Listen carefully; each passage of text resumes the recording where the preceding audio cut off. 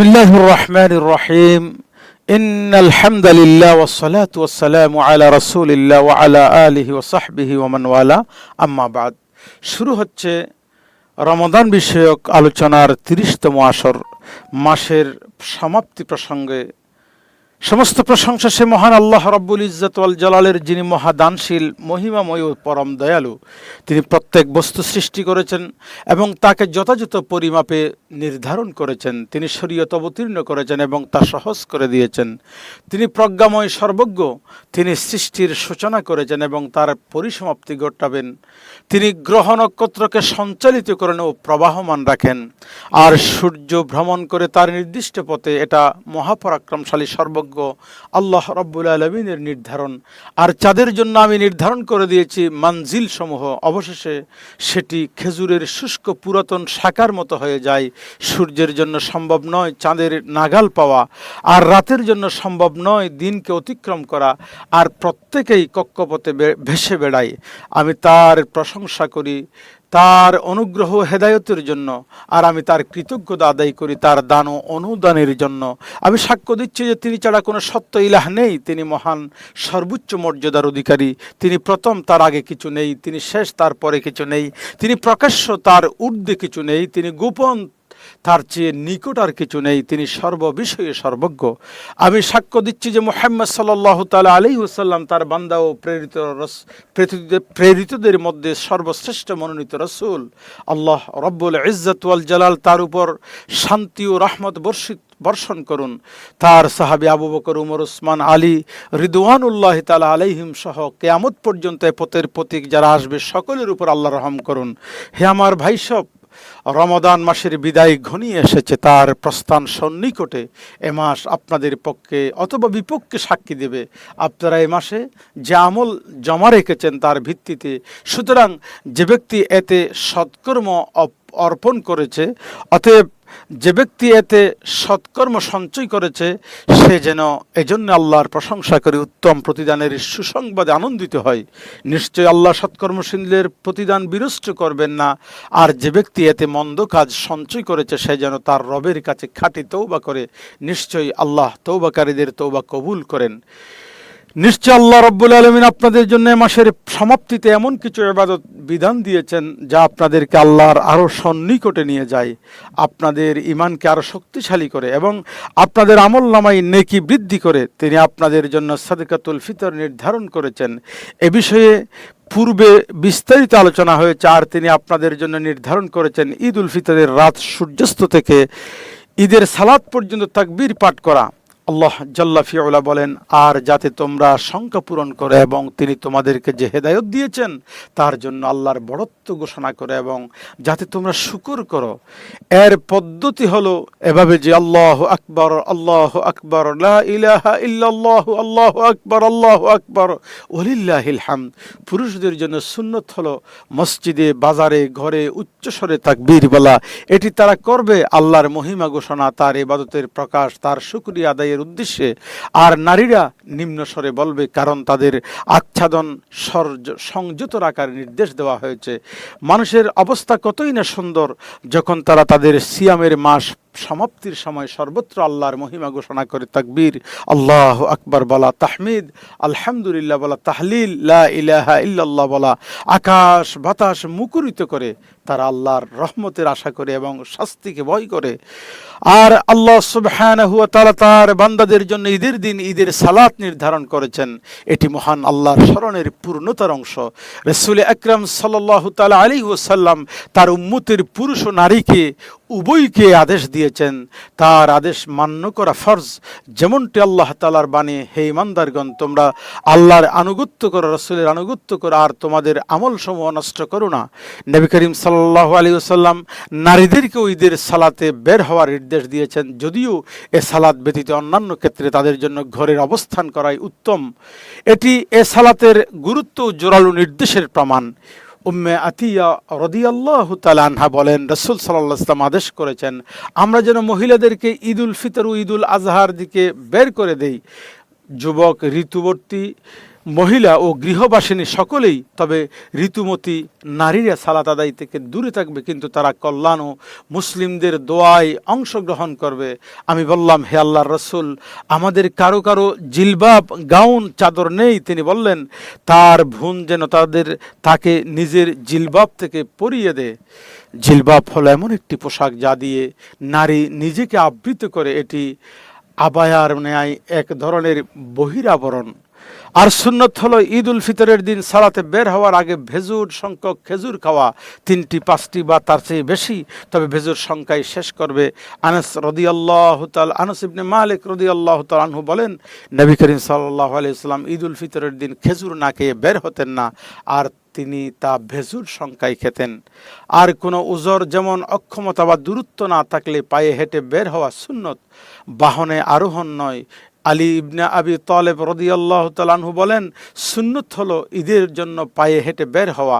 তিনি বলেন, পুরুষের জন্য সুন্নত হলো সুন্দরভাবে সজ্জিত হওয়া, উত্তম পোশাক পরিধান করা। সহিহ বুখারীতে আব্দুল্লাহ ইবনে উমর রাদিয়াল্লাহু থেকে বর্ণিত, ওমর রাদিয়াল্লাহু তাআলা আনহু বাজারে বিক্রিত একখানা রেশমি জুব্বা নিয়ে রাসূল সাল্লাল্লাহু আলাইহি ওয়াসাল্লামের কাছে এসে বললেন, হে আল্লাহর রাসূল, এটি কিনে নিন। ঈদ ও প্রতিনিধি দলের আগমনে তা পরিধান করে সজ্জিত হবেন। তখন রাসূলুল্লাহ সাল্লাল্লাহু আলাইহি ওয়াসাল্লাম বললেন, এটি তো তার পোশাক যার আখিরাতে কোনো অংশ নেই। তিনি একথা বলেছিলেন কারণ সেটি ছিল রেশমি, আর পুরুষদের জন্য রেশম বা স্বর্ণের কোনো কিছু পরিধান করা বৈধ নয়, কেননা এ দুটি মুহাম্মদ সাল্লাল্লাহু তাআলা আলাইহি ওয়াসাল্লামের উম্মতের পুরুষদের জন্য হারাম। আর নারীরা ঈদের সালাতে বের হবে, তবে সাজসজ্জা করে নয়, সুগন্ধি ব্যবহার করে নয়, প্রকাশ্য রূপসজ্জা বা পর্দাহীনভাবে নয়, কারণ তাদেরকে পর্দা অবলম্বনের নির্দেশ দেওয়া হয়েছে, এবং সাজ প্রদর্শন ও বাইরে বের হওয়ার সময় সুগন্ধি ব্যবহার থেকে নিষেধ করা হয়েছে। সে যেন সালাত আদায় করে একাগ্রতা ও অন্তরের পরিস্থিতি সহ বেশি বেশি আল্লাহর জিকির ও দোয়া করে, তার রহমতের আশা রাখে এবং তার শাস্তিকে ভয় করে। মসজিদ প্রাঙ্গণে সালাতের জন্য মানুষের সমাবেশ থেকে সে যেন স্মরণ করে কিয়ামতের দিন মহান আল্লাহর সম্মুখে মহাসমাবেশের কথা। এ সমাবেশে মানুষের মর্যাদাগত পার্থক্য দেখে সে যেন আখিরাতের আরও বৃহত্তর মর্যাদার পার্থক্যের কথা স্মরণ করে। আল্লাহ জাল্লা ফিউলা বলেন, লক্ষ্য করুন আমরা কিভাবে তাদের একদলকে অন্যের উপর শ্রেষ্ঠত্ব দিয়েছি, আর আখিরাত মর্যাদায় আরো মহত্তর, শ্রেষ্ঠত্ব ও বৃহত্তর। সে যেন আনন্দিত হয় আল্লাহ এই অনুগ্রহে যে তিনি রমাদান পেয়েছেন, এতে যতটুকু সম্ভব সালাত, সিয়াম, কোরআন তেলাওয়াত, সাদাকা, অন্যান্য নেক আমল করতে পেরেছেন, কারণ এটি দুনিয়া ও দুনিয়ার সব কিছুর চাইতে উত্তম। বলুন, আল্লাহর অনুগ্রহ তার রহমতেই, তাই তারা যেন আনন্দিত হয়, এটি তারা যা সঞ্চয় করে তার চেয়ে উত্তম। নিশ্চয়ই ঈমান সওয়াবের আশায় রমাদানের সিয়াম, কিয়াম, গুনাহ মাফ হওয়া, পাপ মুক্তির অন্যতম কারণ। অতএব মুমিন ব্যক্তি সিয়াম ও কিয়াম সম্পন্ন করার আনন্দিত হবে, কারণ এর মাধ্যমে সে পাপ থেকে মুক্তি পেয়েছে। আর দুর্বল ঈমানের ব্যক্তি আনন্দিত হয় রোজা শেষ হওয়ার কারণে, কারণ রোজা তার কাছে ছিল ভারী, তার অন্তর ছিল তা নিয়ে সংকুচিত। এই দুই আনন্দের মধ্যে পার্থক্য অত্যন্ত ব্যাপক। হে আমার ভাইয়েরা, নিশ্চয়ই রমাদান মাস সমাপ্ত হলেও মুমিনের আমল মৃত্যু আসার আগে পর্যন্ত সমাপ্ত হয় না। আল্লাহ তাআলা বলেন, আর আপনার মৃত্যু আসা পর্যন্ত আপনি আপনার প্রতিপালকের ইবাদত করুন। আর তিনি বলেন, হে ইমানদারগণ, তোমরা আল্লাহকে যথার্থভাবে ভয় করো এবং মুসলিম না হয়ে কোনো অবস্থায় মৃত্যুবরণ করো না। নবী করিম সাল্লাল্লাহু আলাইহি ওয়াসাল্লাম বলেছেন, যখন বান্দা মৃত্যুবরণ করেন তার আমল বন্ধ হয়ে যায়, অতএব তিনি তার আমল বন্ধ হওয়ার কোনো সীমা নির্ধারণ করেননি মৃত্যু ছাড়া। সুতরাং রমজান মাসের সিয়াম শেষ হয়ে গেলেও মুমিনের জন্য রোজার সিয়ামের ইবাদত শেষ হয়ে যায় না। আলহামদুলিল্লাহ, সারা বছরই সিয়াম পালন করা শরীয়ত সম্মত। সহিহ মুসলিমে আবু আইয়ুব আল আনসারী রাদিয়াল্লাহু থেকে বর্ণিত, নবী করিম সাল্লাল্লাহু আলাইহি ওয়াসাল্লাম বলেছেন, যে ব্যক্তি রমাদানের রোজা রাখে অতঃপর শাওয়াল মাসে 6 দিন রোজা রাখে, সে যেন সারা বছর রোজা রাখলো। আর প্রতি মাসে 3 দিন রোজা সম্পর্কে নবী করিম সাল্লাল্লাহু আলাইহি ওয়াসাল্লাম বলেছেন, প্রতি মাসে 3 দিন রোজা এবং এক মাস, এক রমাদান থেকে আরেক রমাদান পর্যন্ত প্রতি বছরের রমাদানের রোজা, এটি সারা বছরের রোজার সমান। আবু হুরায়রা রাদিয়াল্লাহু তাআলা আনহু থেকে বর্ণিত হাদিস, আমার প্রিয় নবী আমাকে 3টি বিষয়ের ওসিয়ত করেছেন, তৎমধ্যে প্রতি মাসে 3 দিন রোজা রাখা অন্যতম। উত্তম হলো এ 3 দিন যেন আইয়ামে বীজ হয়, অর্থাৎ 13, 14, 15। আবু যর রাদিয়াল্লাহু তাআলা আনহু থেকে বর্ণিত, নবী করিম সাল্লাল্লাহু আলাইহি ওয়াসাল্লাম বলেছেন, হে আবু যর, যখন তুমি মাসে 3টি দিন রোজা রাখবে তবে 13, 14, 15 তারিখে রেখো। সহিহ মুসলিমে আছে, নবী করিম সাল্লাল্লাহু আলাইহি ওয়াসাল্লাম আরাফার দিনে রোজা সম্পর্কে জিজ্ঞাসা করা হলে তিনি বললেন, এটি পূর্ববর্তী পরবর্তী 1 বছরের গুনাহের কাফারা। আর আশুরার রোজা সম্পর্কে জিজ্ঞাসা করা হলে তিনি বলেন, এটি বিগত 1 বছরের গুনাহের কাফারা। আর সোমবারের রোজা সম্পর্কে জিজ্ঞাসা করা হলে তিনি বলেন, এদিন আমি জন্মগ্রহণ করেছি, এদিন আমাকে নবুয়ত দান করা হয়েছে, যা আমার উপর ওহী অবতীর্ণ হয়েছে। সহিহ মুসলিম আরও এসেছে, রাসূল সাল্লাল্লাহু আলাইহি ওয়াসাল্লামকে জিজ্ঞাসা করা হলো, রমাদানের পর সর্বোত্তম রোজা কোনটি ইয়া রাসূলুল্লাহ? তিনি বললেন, রমজানের পর সর্বোত্তম রোজা হলো আল্লাহর মাস মুহররমের রোজা। সহিহ বুখারী ও মুসলিম আয়েশা রাদিয়াল্লাহু তাআলা আনহা থেকে বর্ণিত, রাসূল সাল্লাল্লাহু আলাইহি ওয়াসাল্লাম বলেছেন, আমি নবী সাল্লাল্লাহু তাআলা আলাইহি ওয়াসাল্লামকে কখনো রমজান ছাড়া পূর্ণ 1 মাস রোজা রাখতে দেখিনি, আর শাবান মাসের চেয়ে বেশি কোনো মাসে রোজা রাখতে দেখিনি। অন্য বর্ণনায় তিনি বলেন, শাবান মাসে অল্প কিছুদিন ছাড়া প্রায় পুরো মাসেই রোজা রাখতেন। আয়েশা সিদ্দিকা রাদিয়াল্লাহু তাআলা আনহা বলেন, নবী করিম সাল্লাল্লাহু আলাইহি ওয়াসাল্লাম সোমবার ও বৃহস্পতিবার রোজা রাখাকে গুরুত্ব দিতেন। 5 জন মুহাদ্দিস রিওয়ায়াত করেছেন, আবু দাউদ ছাড়া। আবু হুরায়রা রাদিয়াল্লাহু থেকে বর্ণিত, রাসূল সাল্লাল্লাহু আলাইহি ওয়াসাল্লাম বলেছেন, সোমবার বৃহস্পতিবার আমলসমূহ উপস্থাপন করা হয়, তাই আমি পছন্দ করি যে আমার আমল উপস্থাপন করা হোক আমি রোজাদারদের অবস্থায়। আর রমজানের রাতের কিয়াম শেষ হলেও আলহামদুলিল্লাহ সারা বছরের প্রতিটি রাতে কিয়ামুল লাইল করা শরীয়ত সম্মত। এটি রাসূল সাল্লাল্লাহু আলাইহি ওয়াসাল্লামের কর্ম ও বাণী দ্বারা প্রমাণিত। সহিহ বুখারীতে মুগীরা ইবনে শুবা রাদিয়াল্লাহু তাআলা আনহু বলেন যে নবী করিম সাল্লাল্লাহু আলাইহি ওয়াসাল্লাম এমনভাবে দাঁড়িয়ে সালাত আদায় করতেন যে তার পা ফুলে যেত। তাকে বলা হলে তিনি বলতেন, আমি কি কৃতজ্ঞ বান্দা হব না? আর আব্দুল্লাহ ইবনে সালাম রাদিয়াল্লাহু তাআলা আনহু থেকে বর্ণিত, নবী করিম সাল্লাল্লাহু আলাইহি ওয়াসাল্লাম বলেছেন, হে লোক সকল, সালাম প্রচার করো, খাদ্য দান করো, আত্মীয়তার সম্পর্ক বজায় রাখো, মানুষ যখন নিদ্রিত থাকে তখন সালাত আদায় করো, তোমরা শান্তিতে জান্নাতে প্রবেশ করবে। সহিহ বুখারী মুসলিমে এসেছে, রাসূল সাল্লাল্লাহু আলাইহি ওয়াসাল্লাম বলেছেন, আমাদের রব তাবারাকা ওয়া তাআলা প্রতি রাতে যখন রাতের শেষ তৃতীয়াংশ অবশিষ্ট থাকে তখন দুনিয়ার নিকটবর্তী আসমানে অবতরণ করেন এবং বলেন, কে আমাকে ডাকবে, আমি তার ডাকে সাড়া দেব, কে আমার কাছে চাইবে, আমি তাকে দান করব, কে আমার কাছে ক্ষমা প্রার্থনা করবে, আমি তাকে ক্ষমা করব। ফরজ সালাতের সঙ্গে নিয়মিতভাবে আদায়যোগ্য সুন্নত সালাত মোট 12 রাকাত, জোহরের আগে 4 রাকাত, পরে 2 রাকাত, মাগরিবের পরে 2 রাকাত, ইশার পরে 2 রাকাত, ফজরের আগে 2 রাকাত। উম্মে হাবিবা রাদিয়াল্লাহু তাআলা আনহা বলেন, নবী করিম সাল্লাল্লাহু তাআলা আলাইহি ওয়াসাল্লামকে বলতে শুনেছি যে মুসলিম বান্দা প্রতিদিন ফরজ ছাড়া আল্লাহর উদ্দেশ্যে 12 রাকাত নফল সালাত আদায় করে আল্লাহ রাব্বুল আলামিন তার জন্য জান্নাতে একটি ঘর নির্মাণ করেন। হাদিস শরীফে এসেছে, যে ব্যক্তি দিন রাতে 12 রাকাত আদায় করে তার জন্য জান্নাতে একটি ঘর নির্মাণ করা হয়।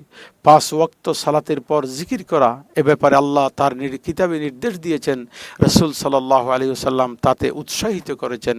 আল্লাহ তাআলা বলেন, অতঃপর যখন তোমরা সালাত সমাপ্ত করবে তখন দাঁড়িয়ে বসে শায়িত অবস্থায় আল্লাহকে স্মরণ করো। নবী করিম সাল্লাল্লাহু আলাইহি ওয়াসাল্লাম সালাত শেষ করে 3 বার ইস্তিগফার পড়তেন এবং বলতেন, আল্লাহুম্মা আনতাস সালাম ওয়া মিনকাস সালাম তাবারাকতা ইয়া যাল জালালি ওয়াল ইকরাম। আর তিনি সাল্লাল্লাহু আলাইহি ওয়াসাল্লাম বলেছেন, যে ব্যক্তি প্রত্যেক সালাতের পর 33 বার সুবহানাল্লাহ, 33 বার আলহামদুলিল্লাহ, 33 বার আল্লাহু আকবার বলে, মোট 99 বার, অতঃপর 100 পূর্ণ করে বলে, লা ইলাহা ইল্লাল্লাহ লা শারীকা লাহ লাহুল মুলক ওয়া লাহুল হামদ ওয়া হুয়া আলা কুল্লি শাইইন কাদির, তার গুনাহসমূহ ক্ষমা করে দেওয়া হবে যদিও তা সাগরের ফেনার মতো হয়। অতএব হে আমার ভাইয়েরা, আপনারা নেক আমল সম্পাদনে সচেষ্ট হন, পাপ ও অন্যায় থেকে বেঁচে থাকুন এবং যাতে আপনারা দুনিয়ার পবিত্র জীবন মৃত্যুর পর বিপুল প্রতিদান লাভ করে আল্লাহর মাহবুব বান্দাদের অন্তর্ভুক্ত হবেন, জান্নাত লাভ করবেন। আল্লাহ তাআলা বলেন, যে ব্যক্তি ঈমানদার অবস্থায় সৎকর্ম করে, সে পুরুষ হোক বা নারী হোক, আমি অবশ্যই তাকে পবিত্র জীবন দান করব এবং তাদেরকে তাদের উত্তম কর্ম অনুযায়ী প্রতিদান দান করব। হে আল্লাহ, আমাদেরকে ঈমান ও সৎকর্মের উপর অটল রাখুন, আমাদেরকে পবিত্র জীবন দান করুন, আমাদেরকে সৎকর্মশীলদের অন্তর্ভুক্ত করুন। সমস্ত প্রশংসা আল্লাহ রব্বুল ইজ্জত ওয়াল জালালের জন্য, যিনি বিশ্বজগতের প্রতিপালক। আল্লাহ, আমাদের নবী সৈয়দুল মুরসালিন মুহাম্মদ রসুল সাল্লাল্লাহু তাআলা আলাইহি ওয়াসাল্লাম এবং তার পরিবার বর্গ, তার সকল সাহাবাই কেরাম এবং এপথের প্রতি কিয়ামত পর্যন্ত যারা আসবে সকলের প্রতি আপনি রহম করুন। আজ এ পর্যন্তই। আল্লাহ রব্বুল আলামিন আমাদের সকলের ইবাদত কবুল করুন। আসসালামু আলাইকুম ওয়া রাহমাতুল্লাহি তাআলা ওয়া বারাকাতুহু।